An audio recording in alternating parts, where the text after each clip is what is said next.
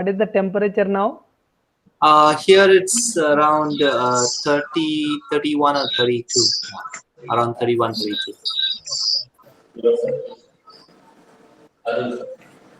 In Taiwan. How to pronounce your name, sir? Hello. I'm sorry, I didn't get you. How to pronounce your name, sir? Pronounce my name. Actually, it's Pao-Ann Hsiung. But I also have a Hindi name, which is Pao-Ann. Pao-Ann, sir. Yeah. So you can call me Pao-Ann. Okay, sir. Pao-Ann, yeah, Pao-Ann. Yeah. Or also Pao-Ann. Okay. Yeah. Good morning, one and all. Or good evening to somebody else. I think we have participants from several parts of the country. I welcome you all to the second session of fourth day of this day international workshop titled Technologies with Social Relevance. I welcome today's resource person, Dr. Pao-Ann Hsiung, and also named as we can say Pao-Ann sir. He is a professor in Department of Computer Science and Information Engineering, National Cheng University, Chiayi, Taiwan. And first of all, I would like to express my sincere thanks on behalf of our institution and on behalf of Department of ECE to convey my sincere thanks to Dr. Pao-Ann sir for accepting our invitation and to deliver a talk on wireless sensor data reconstruction and using deep neural networks today. Once again, I welcome you, sir. And actually, in fact, it's a pandemic situation, very unfortunate, but still we'd like to utilize this opportunity, this as an opportunity to for technology sharing by inviting professors like Pao-Ann from different parts of the world. And today is the, I think, eighth session today during this FDP. I welcome you all, and once again, I would like I request you all the participants here to utilize this to the fullest extent and take the maximum benefit out of it. Now, I request our coordinator of this workshop, Sri Durga Kameshwari Madam, to introduce the guest to the participants. Yeah, it's over to you, Madam Durga. Good evening, sir. I am Durga Kameshwari. I am working as assistant professor in ECE department, and I am also acting one of the coordinators for this 6 days international FDP organized by ECE department GMRIT. Firstly, I would like to thank Pao-Ann Hsiung sir for accepting our invitation and to share his knowledge with all our participants. I am very much glad to introduce your profile. I feel privileged to introduce your profile to all the participants, sir. Dr. Pao-Ann Hsiung received his BSc in mathematics and his PhD in electrical engineering from the National Taiwan University, Taipei, Taiwan, in 1991 and 1996 respectively. From 1996 to 2000, he was a postdoctoral research at Institute of Information Science, Academia Sinica, Taipei, Taiwan, and later he served various positions in National Chung University, which is located in Taiwan. He served various positions like assistant professor, associate professor, full-time professor, and division chief of the Division of Information Management Computer Center. And he also acted as Dean of International Affairs, and he was the Director General of Intelligence Technologies Department at the Chiayi City University. Later, he also served as Director of the Smart Living Technology Research Center in National Chung Cheng University. From December 2018, he is Deputy Director of Taiwan India Joint Research Center on Artificial Intelligence, National Chung University. Dr. Hsiung has published more than 279 papers in international journals and conferences. He was the recipient of 2010 Outstanding Research Award given by the National Chung University to 3 faculty members only. He also received the 2001 ACM Taipei Chapter Kyo-Ting Lee Young Researcher Award for his significant contributions to design automation of electronic systems. He was also a recipient of the 2004 Young Scholar Research Award given by National Chung University to 5 young faculty members per year. He received several advisor awards for the best master thesis, embedded system competitions, and RFID design competitions. He helped the Chiayi city to achieve 2018 Top 7 Smart City in Intelligence Community Forum worldwide competition. He has also helped obtain huge financial budget in the amount of new Taiwan dollar of $300 million worth. Dr. Cheng is a fellow of the ICET, a senior member of IEEE, senior member of ACM, and life member of IICM. He has been included in several professional listings such as Marquess, Who is Who in the World Marquess, and Who is Who in Asia, Outstanding People of the 20th Century by International Biographical Center, Cambridge, England. Riforcimento International's Admirable Asian Achievers 2006, Afro-Asian Who is Who, Asia Pacific Who is Who. Dr. Cheng is the editor-in-chief for the software engineering topic of the International Journal of Advancements in Computing Technology, Advanced Institute of Convergence IT, and editor-in-chief for Automated Control System, topic of International Journal of Intelligent Information Processing, and many such journals.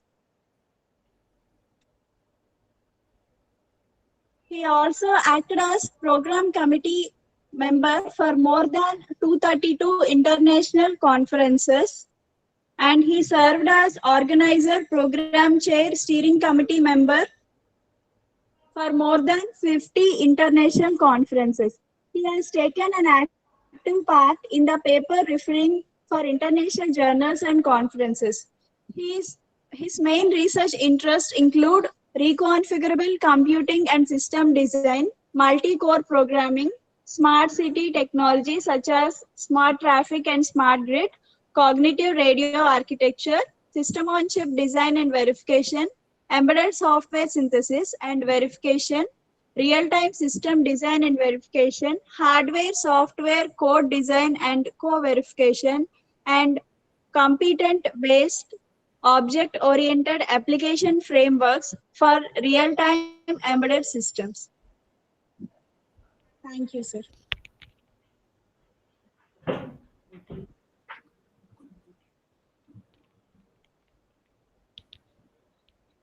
Hello, Okay. madam. Yeah, really, we are very fortunate to all the participants, and we are all very fortunate to have such a high-profile person delivering a talk today. Really, we are very fortunate, sir. Actually, sir, here in this Google Meet, we are only organizers are there. All the participants are watching through live YouTube streaming, sir. I see. Yeah. Here only very few will be there, 5 to 6 Uh-huh. people will be there, because we are only the coordinating this. We are same thing, we are screening through live YouTube streaming because of limitations. So many participants are there in the live YouTube streaming, sir. Okay. Yeah, thank you very much, sir. Once again, thank you very much for accepting our invitation.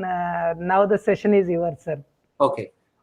Thank you, Professor Durga, and thank you, the head of the department, Dr. Venkata Negaswara. Thank you so much for the kind invitation, also by Dr. Arun Sekar. Thank you very much. First of all, let me please, I'll show my slide now. Yes. 1 minute. Okay.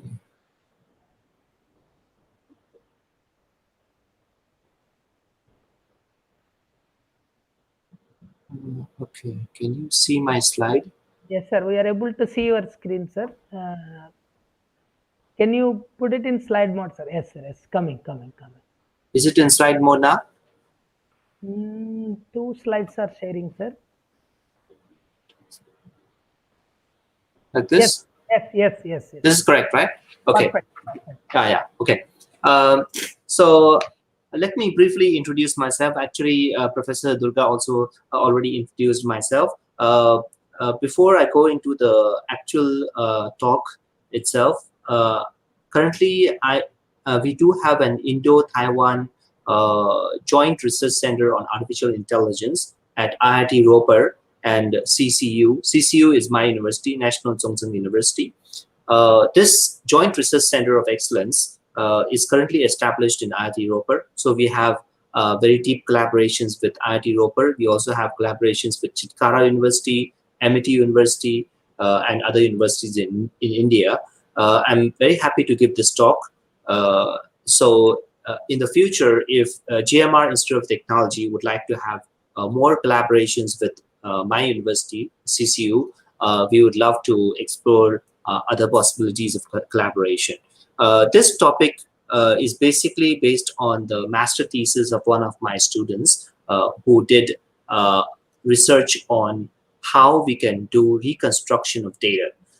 Normally in wireless sensor networks, we have data which is missing because there may be a lot of reasons, like, for example, sensors may go out of battery, or maybe because of the outdoor environment, such as a bad weather or anything which is trying to prevent the data from communicating from the sensors to the coordinators or to the backbone network. So there is often a problem of missing data in wireless sensor networks. So let me briefly introduce to the application where this kind of problem exists. Because only if we apply it to a specific application, we can do a good research. So this application that we have chosen is landslide. In landslide research, there is often a problem of trying to predict when the landslide occurs. Like, for example, here we have a graph of landslide occurrences in Taiwan. So as you can see here, we have a number of landslides per year, like, for example, 11.75, which is the average number of landslides for the last decade. And also there are lots of casualties and there are houses damaged, etc. So landslide is natural occurrence, natural disaster, which needs to be managed. So we do have sensors trying to do predictions of whether there will be landslides. And then wireless sensor networks are used. And then, of course, there's a problem of missing data. So this is one of the applications where we applied the reconstruction of data technology.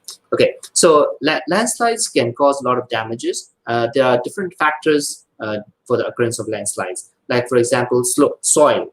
So the soil on the mountainous region or on the mountains, if it is too loose or if there's some problem with the moisture of the soil, like, for example, if there's a lot of moisture in the soil, lots of water in the soil, then of course the soil starts to move, or the mud and the rock starts to move.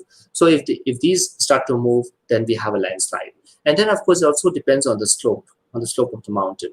And often the landslide occurs because of rainfall. And then, of course, rainfall, it also depends on whether we have lots of rainfall, intense rainfall for a period, specific amount of time, then only there's landslide. So these are all the natural factors, like the moisture in the soil, the rainfall intensity. These are all the natural factors which might lead to landslides. Okay, so for landslide prediction, in our work, we are focusing on developing a CPS, that is a cyber physical system. By cyber physical system, we mean that we try to model the physical environment, like for example, the mountainous region where landslides might occur. So this is the physical environment, and then we model it into the cyber part. Okay, so based on the data that we collect using embedded sensors, which are put on the mountain, we can collect the data and we can try to model the behavior of the mountainous regions here of the physical environment. By modeling the physical environment in the cyber part, that is in the network or in the cloud, what we can do is we can actually try to control things that we would like to control. Like for example, if there's landslide, then we can warn the people who are living in the mountainous region to try to evacuate from the mountainous region, or we can do some kind of alarm or something like that. So this is the cyber part on the right hand side. This is the physical part. So the cyber part is trying to model the physical part, and then based on the data that we have collected from the physical part, we can do some control in the cyber part. So this is a typical cyber physical system which can be used to do all kinds of control and management. Yeah. For landslide predictions, actually there are three different kinds of methods as I've listed here. On the left hand side, you can see that the first type of systems where we can do landslide prediction is geographic information systems, GIS systems. So GIS systems, they collect and store geographical data, and then based on the disaster data, such as the history of landslides, we can do predictions of whether there will be landslides in this area, etc. So this is based on geographical information. And then we also have computational intelligence like SVM, support vector machine, Bayesian network, neural networks, random forest, genetic algorithms. There are lots of work on how we can use these computational intelligence methods to do landslide predictions. There are also another class of methods which are called physical models for landslide prediction. So one of the method is called shell-stab here, which is given in red here, shell-stab model. We also have SynMap, TRGRS, SLIP model, etc. So these are all physical models. That is, these models try to model the physical environment. Okay? So that's why they are called physical model. We will base our work on the shell-stab model. That is the data that is collected, and then trying to use the shell-stab model to do the landslide prediction. But during that process, data is missing, and we try to do reconstruction of the data. Okay. Let me briefly explain what exactly is a shell-stab model. In the shell-stab model, there's a metric which is used to determine whether there will be any landslide. This metric is called factor of safety. So factor of safety, which is FS in short, is basically about whether there is any landslide occurrence. Before I go into the mathematical formula of FS, let me show you visually in this presentation. As you can see that there's a slope. There's a slope here, and then there's soil under the slope. Okay, so this is the soil, and then the rain comes from the cloud. When there is some rainfall, this rainfall enters the soil and becomes the soil moisture here. Then based on the soil depth, the rainfall intensity, the soil transmissivity, all these different factors, and of course it also depends on the vegetation cover. What happens is the more and more rainfall that we have, the moisture in the soil increases, and then this slope, whichever slope of the mountain that we have, what happens is that the amount of force that the rainfall after it has entered the soil has become the moisture in the soil, the amount of force keeps on increasing with the rainfall. So when there is intense rainfall for a period of time, the amount of force increases along. I mean, with the rainfall. Okay, so as the rainfall increases, the amount of force also increases. The amount of force increases so much that it might go beyond the amount of force that can be borne by this slope. Okay, so that can be endured by the slope.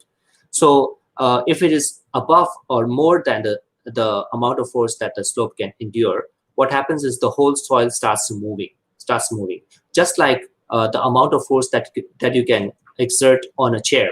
So if you put two big, two heavy things on a chair, suppose this chair can only bear or endure 10 kilograms, and if you put 20 kilograms or 30 kilograms, then one day this chair will crash. So it's the similar concept here. When we have more and more rain, the amount of moisture increases, and as a result, the amount of force that is exerted on this slope increases. So when that increases more than the amount of force that the slope can endure, then of course landslide occurs. So that's why vegetation cover also enters into the picture, because a vegetation cover, the roots of the vegetation, that is the roots of the tree, try to make the soil transmissivity decrease, and thus the soil becomes more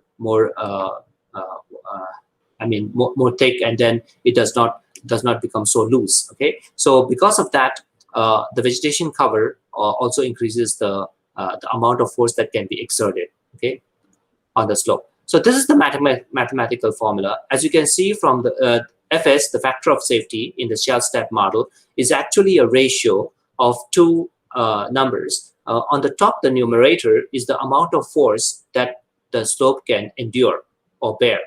Okay, so this is the amount of force. Okay, that is the limit. The limit is in the top in the numerator, and in the denominator is actually the amount of force that the slope is currently having. Okay, so the amount of force that is currently exerted on the slope. So when the amount of force that can be endured is less than the amount of force that is currently being exerted on the slope, that is when Fs is less than 1, then that means the landslide is going to occur. So whenever Fs is less than 1, the landslide occurs. So this is a physical model where based on a simple number like Fs, factor of safety, we can decide or we can determine whether there's going to be any landslide. I won't go into the details of all the different factors that are involved, but most of them appeared in my previous slide, like, for example, the soil moisture, soil density, rainfall intensity, etc. So these are all the things that needs to be considered when we are trying to model the physical environment. So, like, for example, the safe rainfall intensity, R is the rainfall intensity, T is the soil transmissivity, the density of ratio of water to soil, the slope gradient, etc. Okay, so the motivation of this work is actually on how we can reconstruct data. For the landslide prediction, we have wireless sensor networks like this. Okay, so the brown dots here are the different sensors, and then the blue dots are the different routing nodes or the coordinators that send the data to the gateway, to the network gateway, and then the network gateway can, of course, send the data to the cloud or to other nodes. So this is a typical wireless sensor network, and what we are doing here is we are trying to use sensors to collect data that can be used for landslide prediction. Like, for example, we can have rainfall intensity sensors, soil moisture sensors, pore pressure, slope, earthquake sound, strain experience, etc. So these are all the different sensors that can be used. And then in that process, what happens is data is missing. So we have data loss often, which is a common issue in wireless sensor networks. There are several reasons. One is, for example, the sensors have a finite lifetime because of the battery. Maybe the batteries go out of charge, so that's why the data is no more being sent from the sensors. Or maybe there's a data transmission failure due to heavy rain, because in landslides, whenever there's heavy rain, the water just washes the soil away, and then if you have sensors there, the sensors will be washed away. So a typical feature of cyber-physical systems is that when you have a lesser number of sensors, or some of the sensors are not working, the whole system should degrade gracefully. So graceful degradation is a typical feature of cyber-physical system. We don't want the system to fail drastically or abruptly.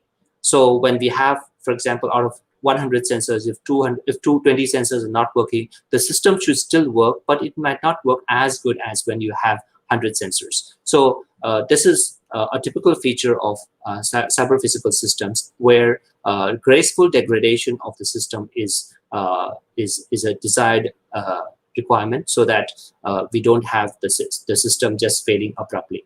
Okay, so because of that, we need to do data reconstruction so that whenever we have loss of sensors or loss of data, we can still do predictions, but not that accurately. But of course, we would like the predictions to be as accurate as possible, but it depends on how we do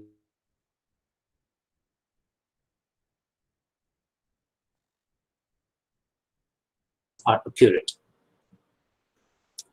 There have been many relevant previous methods where we have used for data which have been used for data reconstruction, like we have neighbor nodes, like using a single neighbor nodes. We can do like interpolation or spatial and other temporal features to reconstruct the data.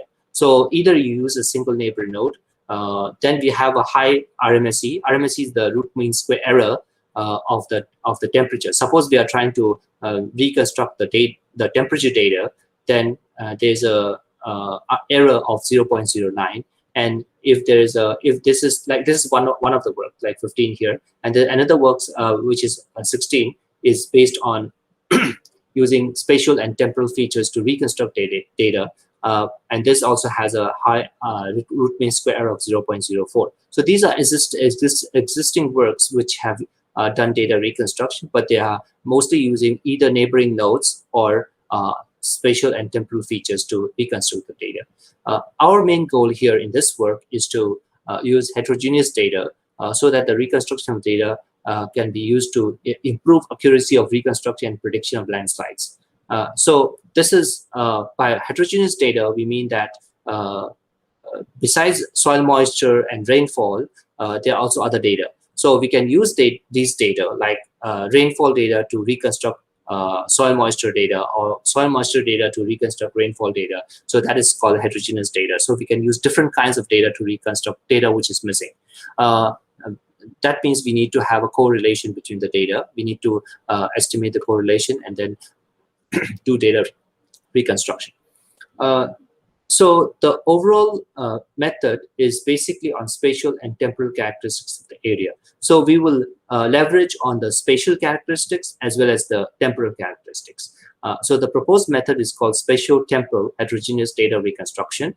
So it uses heterogeneous data, and it also considers spatial as well as temporal relationships. So this is the system that we designed. This is the overall architecture. As you can see, it is a cyber-physical system because there's a physical model here, and then there's a cyber part. The cyber part tries to collect the data from the different sensors. We have 4 different sensors: rainfall sensors, soil moisture sensor, slope gradient sensor, slope direction sensor, and then via the coordinator, we can collect all the data. And then we check if there is any loss of data. If there's no loss of data, we just store the data into the database. If there is some loss of the data, then we try to do data reconstruction by doing predictions. So actually what the method which is used for data reconstruction is through predictions. So if we predict some data based on the historical data, we can use the predicted data as the data that can be used for compensation. Compensation means that we are trying to fill the data which is missing based on our predictions. So then, of course, if you have very accurate predictions, then you can do accurate reconstruction data. Okay, so this is the flow chart. We check if there's data loss. If there's no data loss, we store it. And if there's data loss, we try to do data normalization. We check the missing region, find the missing region, record the time, do data normalization, and then we do the spatial temporal heterogeneous data estimation, and then we compensate the data into the missing region. That is, the data which is missing in the missing region, we try to fill it up using our predictions. If you are familiar with artificial intelligence or deep neural network models, there's a very popular model called long short-term memory, which is LSTM prediction model, which was proposed, I think, around more than 1 decade back. More than, I think it was in I'm sorry, it's in 2003, right? Okay, 2013. So there are this is a popular model for time series data prediction. here there are 3 gates. Actually, the one gate is called input gate. There is called forget gate, and one more is called output gate. So as you can see from here, the cells C is the cell in time in the time slot t-1, and CT is the cell, the memory cell in time slot t. So the data comes in from the left-hand side and goes out from the right-hand side. The data which is from the previous LSTM block. So this is one LSTM block from the previous LSTM block. Based on the input data, here IT is the input data. We can either try to forget something or try to remember something. Like, for example, we can try to forget a part of the data from the previous cell, and then get remember some data from the current cell, and then try to output the final data from the LSTM block. So the LSTM block basically is a model for doing long short-term memory predictions. That is, we not only have short-term predictions, we also have long-term predictions, because the memory comes from the previous blocks. So whenever we have a series of these blocks, then we can check how much of the data is coming from the previous block and how much is being used from the current data. So this is a very popular LSTM model which can do very good predictions, as well as whenever the data is a time series data, like, for example, the sensor data which is collected over a period of time. But what we used is a convolutional LSTM prediction model. Convolutional LSTM prediction model is a combination of convolutional neural network model with LSTM. Okay, so convolutional neural network models, which is CNN in short, is actually a spatial model. Spatial model means, like, for example, here it's a grid-based model, on which we can apply filters. So if you're familiar with a computational neural network model, you might be knowing what I'm talking about. So we try to apply convolution, the convolutional operator, on the different parts of the spatial region. But whenever we are applying the different parts of the image or of the spatial region with the filters, we also apply the LSTM prediction model. So this is the convolutional LSTM prediction model. I won't go into the mathematical details here, but basically this model is a complex model which is a combination of convolution, neural networks, as well as LSTM. So we have spatial features coming from the CNN part, and then the temporal features from the LSTM part. Because LSTM is time series, so this is temporal, and convolutional is spatial. So this model gives you both spatial as well as temporal characteristics. So it leverages on these two features, that is the spatial as well as the temporal. So whenever you have any problem where you would like to do predictions related to the spatial as well as the temporal features of a particular application, then you can use this model. So this model is a very famous model which can be used for doing temporal as well as spatial feature learning. Okay, so of course we have to come up with the different parameters or hyperparameters of the model. So this is the final model design that we came up with for the landslide predictions, so that we could do data reconstruction. So here, as you can see, we have 23 blocks. On the first layer, we have 23 blocks, 1, 2, 3, until 23. So we have 23 blocks. That means the time window for the history of the data is 23. So 23 pieces of data, historical data, are used to predict the data in the next time slot. So basically, this window is 23. But of course, you might ask, why is it 23? Why is it not 22? Why is it not 24? We did lots of experiments. So 23 was one of which gave one of the best results. So that's why we came up with 23. We'll see the experiment results later on. The input data is actually 20 by 20 by 4. So we have 4 channels because we have 4 different sensors. So we have soil moisture, we have rainfall intensity, slope direction, etc. So because we have 4 different sensors, the channel is 4, And 20 by 20 is because we have a grid size, the area, the region over which the sensors are being collected, that is, there are 20 by 20 sensors, so 400 sensors. So based on the 400 sensors and the 4 different kinds of sensors that we have over the region, we can take them as input. So these are all the historical data which is fed into the first layer of the convolutional LSTM blocks. Then we have the second layer convolutional LSTM blocks. Here the kernel size is 3 by 3. This kernel size in the second layer is 4 by 4. And then in the third layer, we only have a simple 3D convolutional neural network. The kernel size is 3 by 3 by 3. So finally, we have the predictions here given in green here. This is the prediction for the soil moisture, the rainfall intensity, the slope, and the direction. Okay, so this is the final architecture that we came up for the neural network architecture for the reconstruction of the data. Okay, so these are some numbers which are related to the sensor network architecture, or the neural network architecture. I'm sorry, the neural network architecture. We trained the neural network model using sensor data, data sets of sensor data, and we found that, for example, here, as I was talking about 23 just now, as you can see here, 23, if the number of cells or blocks is 23, we have the least validation loss. So the validation loss is very less here, that the least one among all these 4. So that's why we came up with 23. Of course, there are some other numbers in between also, but 23 was scaling the best. Of course, because 23, then we have a larger model, so the training time takes a little more. But that's fine, because training is only done once before the architecture is used. Okay, so this is the prediction model. Actually, it's a typical LSTM prediction model. I'm sorry, convolutional LSTM prediction model framework. In the blue part, it's the training part, and then in the green part, it's the test part.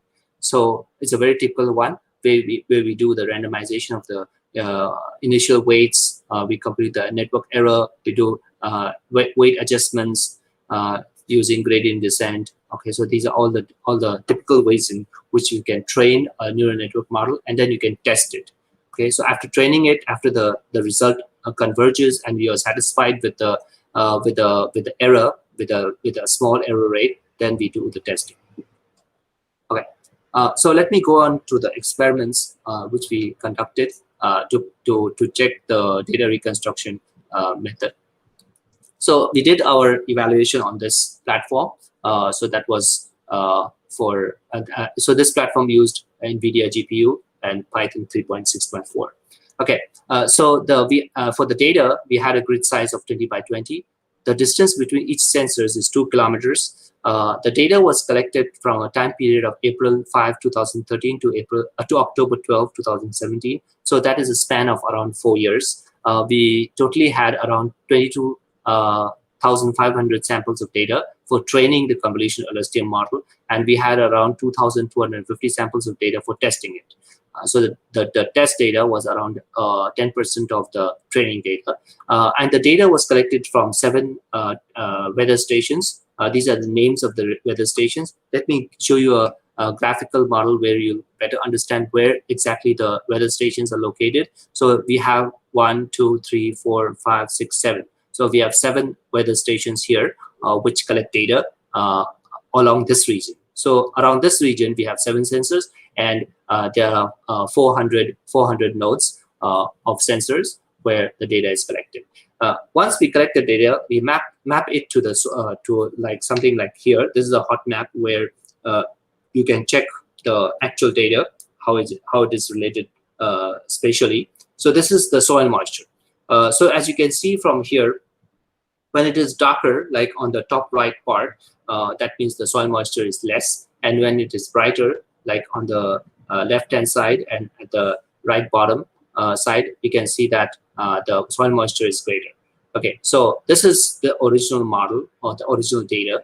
Okay, we used for evaluation of the reconstruction method, we used the root mean squared error, RMSE, which is very popular. So that is basically a difference between the real data and the predicted data, which is squared, and then summation summation is taken, divided by the number of data, and then a square root. So based on the RMSE data, we would like to evaluate the reconstruction of the data. But before that, the different data patterns, missing data patterns must be considered. Like here, we consider 3 different patterns. One is random missing. So the first one is random missing, means that the data is missing randomly in the area of 20 by 20 census. So the missing data is random. The second one is gradual fading. Gradual fading means the data from a particular region gradually fades. Gradually fades means it gradually becomes less and less reliable, and the sensor fades. This is more like a simulation of the sensors going out of battery. So whenever the sensors go out of battery, the data becomes more and more unreliable, and then finally, maybe when the sensors go completely out of battery, the data will be missing. So this is a gradual fading. And then, of course, we also have spatial event. Spatial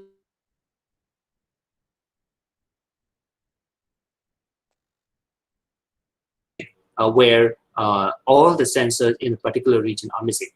This often happens when there's intense rainfall, and then the sensors in that part of the area are missing because they have been washed away. Okay, so this is these are 3 patterns of missing data which we will experiment on. Okay, let me show you a visual presentation of the 3 patterns. So this is the random missing. As you can see, the missing data are represented by the dark slots or dark boxes. This is random. And then we have gradual fading. As you can see, the dark spots come on gradually in the different areas.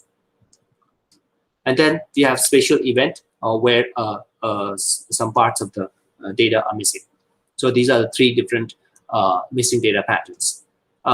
We checked our method with 2 other methods. One is with linear interpolation, which is a very straightforward way of trying to do reconstruction of data. This is also something which we people normally do because whenever there's missing data, we check the data which is before the missing data, and we check the data which is after the missing data, and then we try to do some average, and that is the linear interpolation that we often do whenever there is missing data. Because if you don't have data, you won't be able to actually compute the final result. So of course we have to fill the data in. So that is often done, linear interpolation. But of course we can also use a simple model like LSTM, long short-term memory, and this is the method which we compared with. Okay, so let me give you the results of the different experiments. We will talk about the random missing, gradual fading, and the spatial event data, the different evaluations, and then we will talk about the impact of data reconstruction and landslide prediction. The prediction, I mean, the first three experiments are on the actual data reconstruction, how good the data are reconstructed. The fourth experiment is on how good or how bad the landslide prediction is affected by the reconstruction method. And then we have the whole system. We do an evaluation of the whole system. Okay, so this is the, on the upper half of the slide, we can see for the rainfall data reconstruction, linear interpolation gives you a very bad result because the RMSE, root mean square error, is quite high. For LSTM, the root mean square error is lesser, but still, when we have like a large percentage of missing data, like for example 50%, 60% or 70%, then the LSTM error increases gradually. For convolutional LSTM, which is the method that we currently are using, we can see that the error is much smaller for the rainfall data under the random missing pattern. And then for the random missing soil moisture data, we have similar trends, and we can see that for soil moisture data, the linear interpolation gives you even a worse result. So that is something which we need to consider, because if the error becomes very large, like for example for reconstructing the soil moisture or reconstructing the rainfall, then it would affect the final prediction.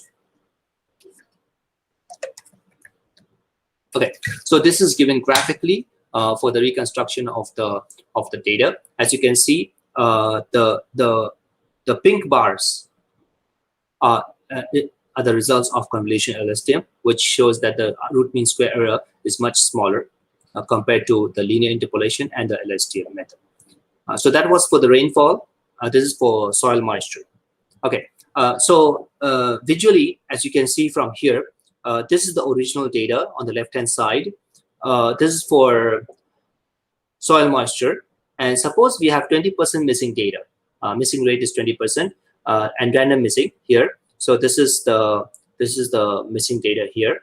LSTM does some amount of reconstruction, but you can see here that it is still not doing a very good job. But convolution LSTM does a fairly good job, because the data which is reconstructed by convolution LSTM is almost same as the original data.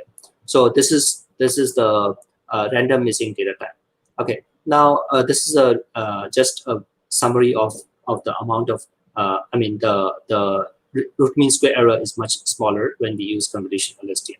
Okay, so for gradual fading, we can quickly go over the different numbers. As you can see here, even for gradual fading, convolution LSTM does a very good job as compared to the other methods. But currently, this is still for the data only. Okay, so we only know that we are doing a good job on the data, on how accurately we have reconstructed the data.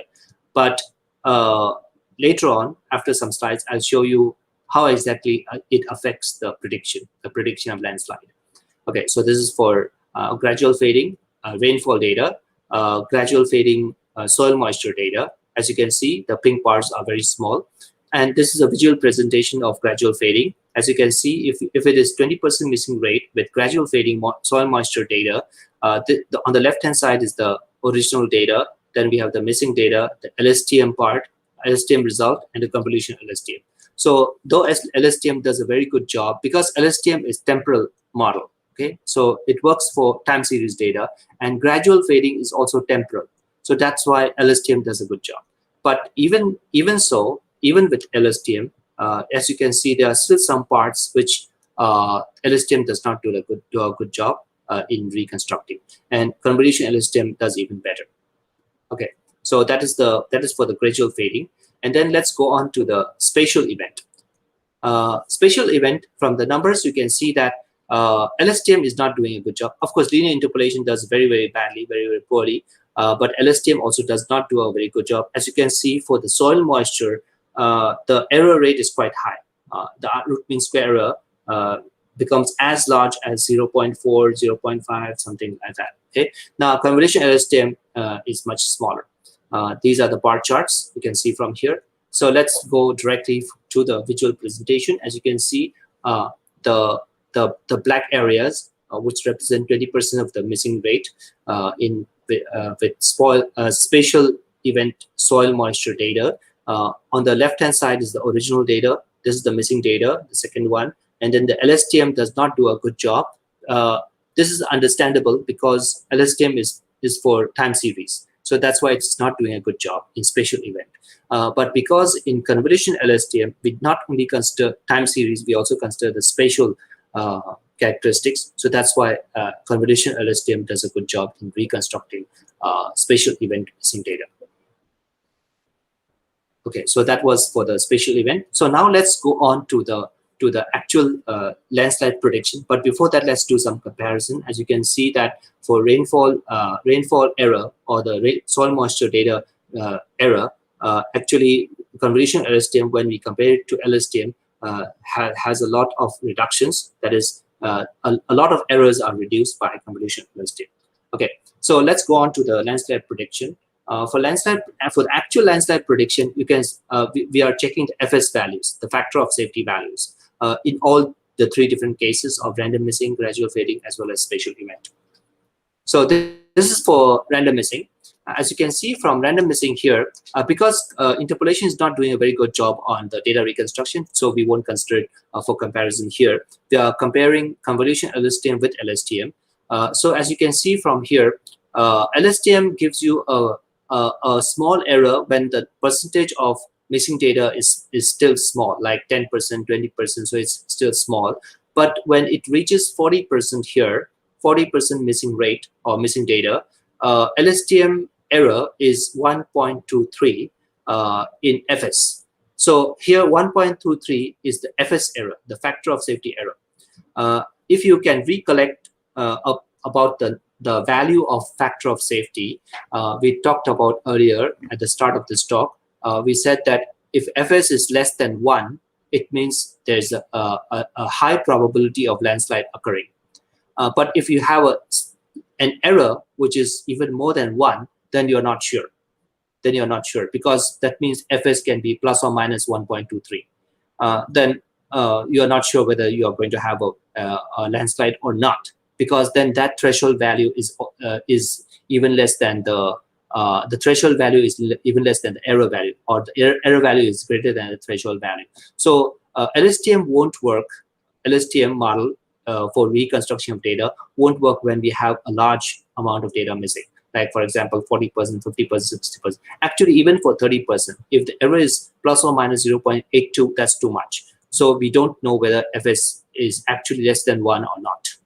Okay, so this is quite dangerous, because then that means even if you do data reconstruction using LSTM, you're still not sure whether there is a landslide or not. But using convolution LSTM, you can see that the error is much smaller. Even with a very large percentage of data missing, like 90%, convolution LSTM gives you 0.22 root mean square error. So that means the factor of safety value is plus or minus 0.22. So that's more acceptable than other values here. So convolution LSTM can still be used reliably for data reconstruction, even if you have a lot of data missing. So this is one of the benefits of using convolutional LSTM. So this is random missing. We'll go on to the gradual fading. Even here, gradual fading, you can see that LSTM, when it reaches 50%, it's more than 1. The error is more than 1. So in the factor of safety, so that's not acceptable. But even with 90%, convolution LSTM gives you plus or minus 0.12 error. So then that means it's still reliable, actually better than LSTM. So for spatial event data, you can see that LSTM gives a very bad result, even if the missing rate is as low as 10%. So when the missing rate is only 10%, LSTM has an error of plus or minus 1.33, so that's not acceptable. So here LSTM completely fails when there is spatial event. So when there's spatial event, and if you're using convolution, if you're using LSTM, then the system won't work. The value of Fs is not worthy of considering for doing landslide prediction. Okay, but with convolution LSTM, you can see you have a good job, very good result. Okay, so we can see that irrespective of what kinds of data missing patterns we have, the RMSE, that is the root mean square error of factor of safety obtained by our method by convolution LSTM, is less than 0.3, even if the data is as high, the missing data is as high as 90%. Okay, so 0.3 is the maximum error that you can find when you are using convolution LSTM. Okay, so when we compare convolution LSTM with LSTM, we can see the data the reduction in the data error is very large, especially related to the factor of safety. Okay, finally, let's do a complete evaluation of the whole system. So the whole system, when we implement it, we can see that because LSTM is a much smaller model, it takes a lesser time. But convolution LSTM is more complex, so the time for training is larger. So this is the time for training and the amount of GPU usage that these two models have used for the training purpose, and the amount of memory. So anyway, so given a more complex model, you need a little more time and more GPU to actually train it and get a better result. So that concludes my talk. Let me give a conclusion. We proposed a spatial temporal heterogeneous data reconstruction system for landslide detection, and we used heterogeneous data such as soil moisture, rainfall intensity, slope direction, slope rank to reconstruct the missing rainfall data. So our method considers both spatial as well as temporal characteristics of the data to reconstruct the missing data. In all three types of missing data patterns, the RMSE values are very small. And for the RMSE values, the root mean square error values of the factor of safety, even if the data rate is as high as 90%, the error is still less than 0.3. So that concludes my talk. But before I end, this is a short course that I'm giving in deep neural network model. So this is an online certification course on fundamentals of deep learning. So if you're interested, any professor or student online are interested in learning the fundamentals of deep learning, we have a course here which is being conducted by IIT Ropar here, along with our university, National Chung University, and the Indo-Taiwan Center of Research Excellence here. So this course is a 3-day course which is being conducted from August 15 to August 17. So there's still some time.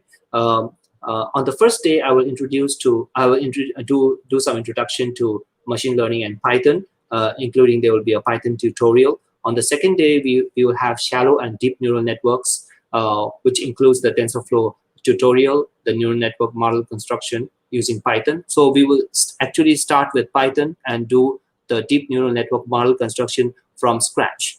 But of course, we will also give you labs on how we can use TensorFlow to do the neural network modeling.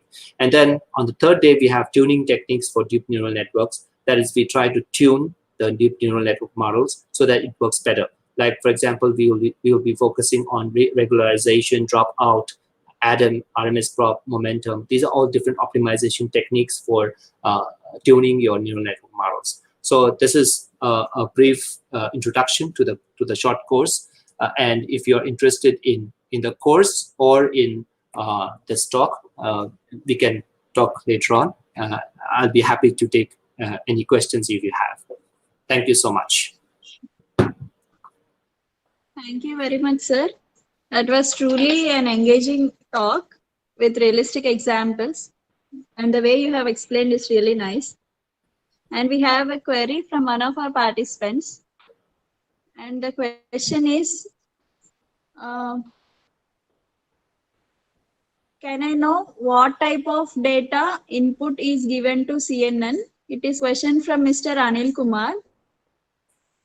And if it is image or not, that is his doubt. And if it is not an image, kindly let me know the examples for spatial data in terms of signals. The questions are shared in the chat box, sir, for your reference.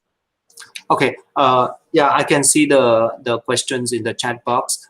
So for the question by Anil Kumar, basically what we are trying to do here is convolutional LSTM. Of course, we have to give the data in image type format. But here in our work, we didn't do any image collection.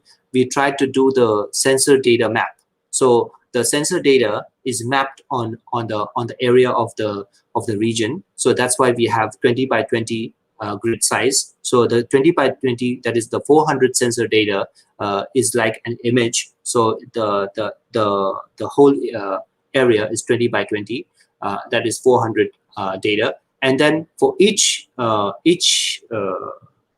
data, we have 4 channels. That is the 4 different sensors. As we just mentioned, we have rainfall intensity, slope direction, slope gradient, and soil moisture. So those are the 4 data for each sensor node, and they are totally 20 by 20. That is 400 sensor nodes. So that is the input format for the convolutional LSTM. Actually, here we are using convolutional LSTM. So we have to feed them 20 by 20 by 4 by 23. 20 by 20 is the grid size. By 4 is the number of channels. That is the amount of different types of data. And then by 23, that is the time window. So the whole input size is 20 by 20 by 4 by 23. Yeah. Okay, so the next question is there any suggestive method to over the loss of data due to battery draining problems? Yeah, so battery draining, it depends on what exactly you're trying to target at. If you're targeting at simply doing data reconstruction, then of course we can use this method, convolutional LSTM method. for doing data reconstruction. But because battery draining problem is basically a temporal problem. It's related to the time, because when you have a sensor which is used over a long period of time, then the battery gradually drains out. Then of course we have to do data reconstruction. So suppose you're only targeting at data reconstruction, then of course you can use LSTM, because LSTM does a good job for temporal data, for missing temporal data. So you can use LSTM, or you can use computational LSTM if you want to get a higher accuracy. But of course, if you're trying to do low power consumption, low power communication, then of course either you have to use a communication protocol which is which has a lower power of communication, like for example LoRa. In IoT networks, currently LoRa or LoRaWAN, L-O-R-A, LoRa or LoRaWAN, does a very good job in having very low power communication. So if you are using LoRa to send the data from the sensors to the gateway, then of course your sensors can work for a long period of time, like for example a few years. So then you're doing a lot of saving. But of course LoRa has its own restrictions, because there's one is because LoRa can only work in the ISM band, that is the industrial scientific medical band, which is the free band of communication. So it can only work in that band. And then there's also 1% duty cycle restriction. I think the restriction is imposed basically by almost all countries. So there's a 1% duty cycle band restriction. There's also a band restriction on LoRa. So you can use very low energy communication through LoRa in IoT networks, and it is free. So you don't need something like a subscription to a 4G network or 5G network. So you don't need a subscription. It's free, but the energy is low. Those are the benefits. But the restriction is as I just said, you can only use 1% of the bandwidth, 1% of the bandwidth. So for example, 100 seconds, you can only use 1 second for each sensor. Of course, if you have multiple sensors, you can use it over a period of time. But for every 100 seconds, you can only use 1 second to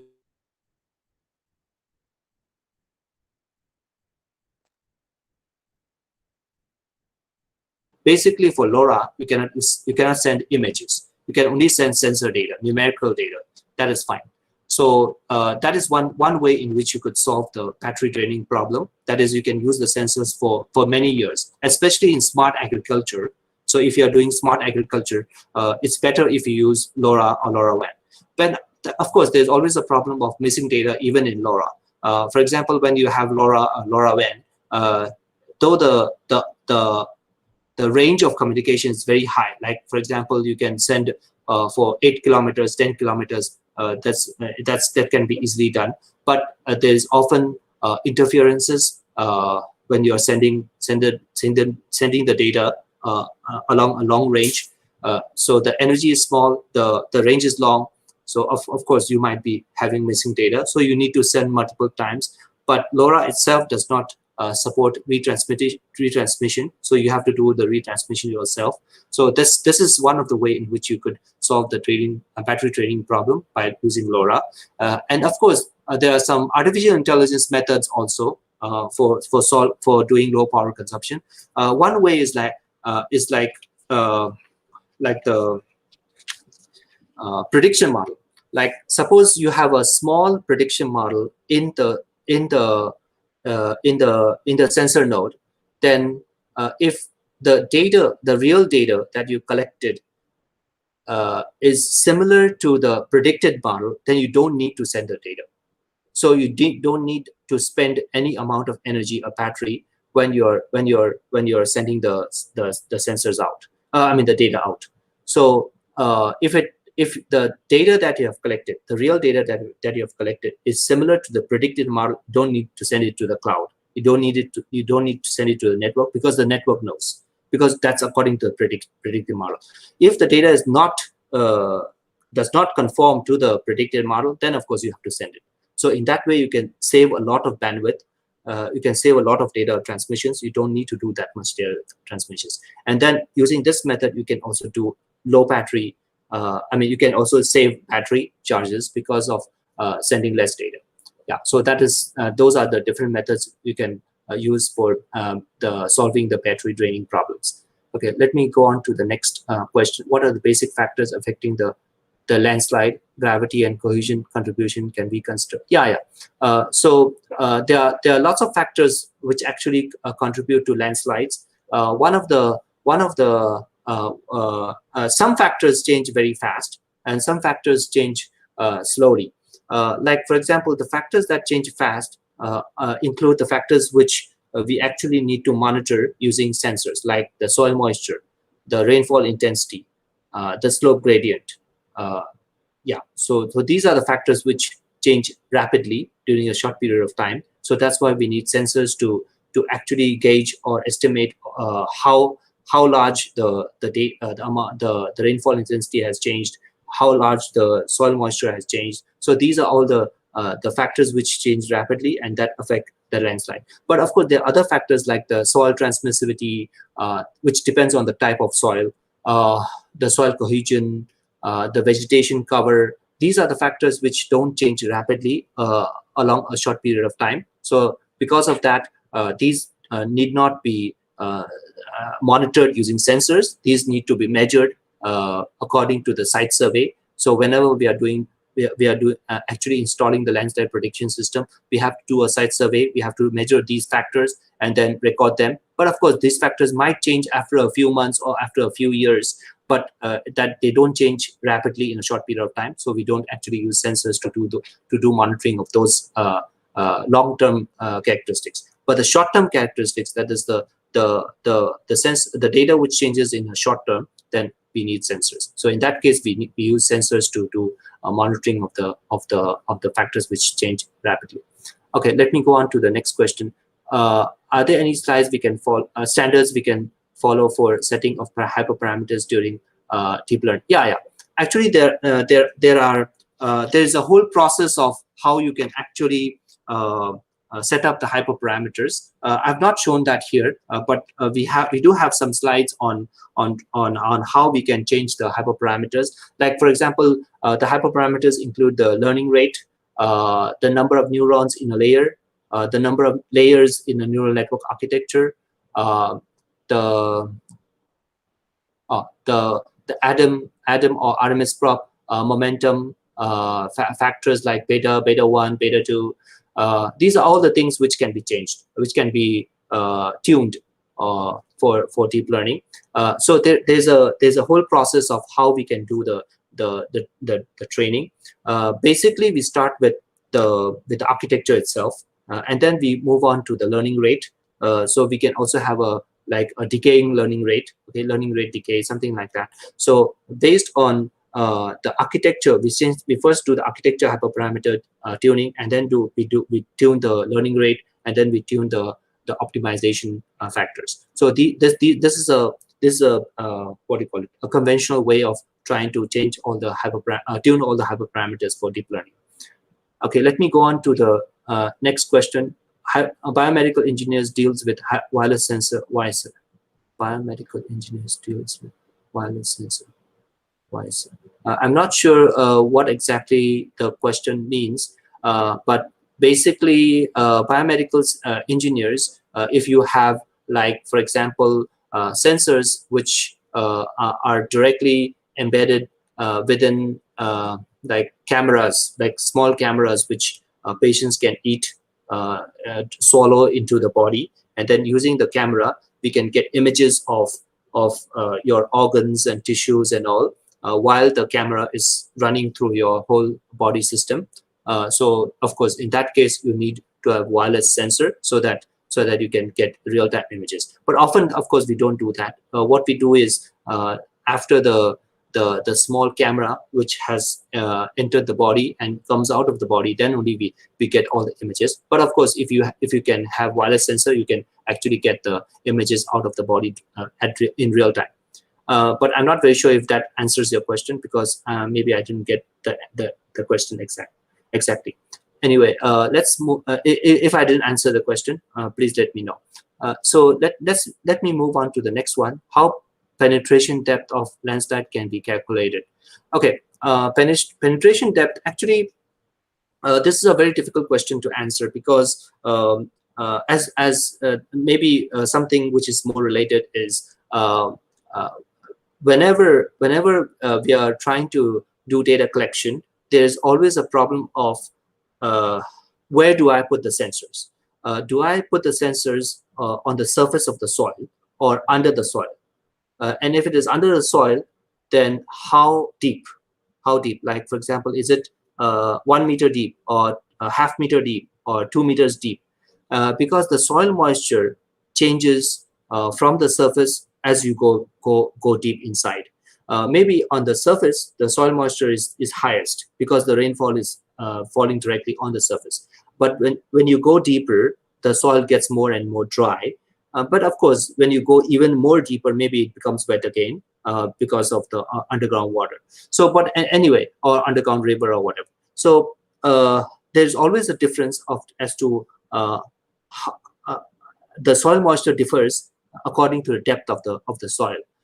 So what we do is we have actually a stick which has multiple sensors on the stick, and then we just try to penetrate the stick into the soil so that we can collect the soil moisture at different levels of penetration. So this is something which we often do. We try to insert the stick into the soil, and the different sensors along the stick gives you the soil moisture at different depths. So this is something which can be used. But of course, I didn't touch upon this topic in this talk.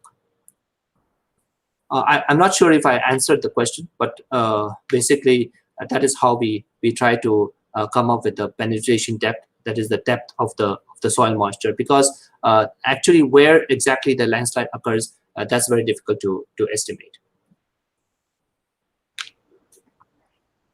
I don't think there are any more questions in the chat box. So I hope I answered all the questions. Okay, thank you, everyone for your kind attention, and I'll be very happy to take offline questions also later on.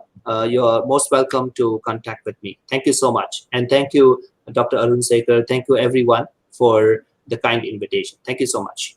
Yeah. Hello. Yeah, thank you very much, sir.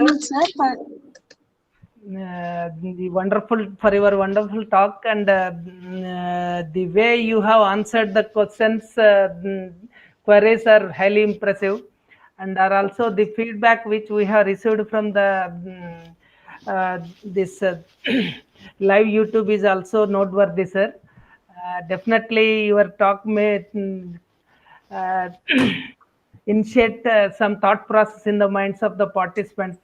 So once again, on behalf of GMRIT, I would like to express my sincere thanks to you, sir.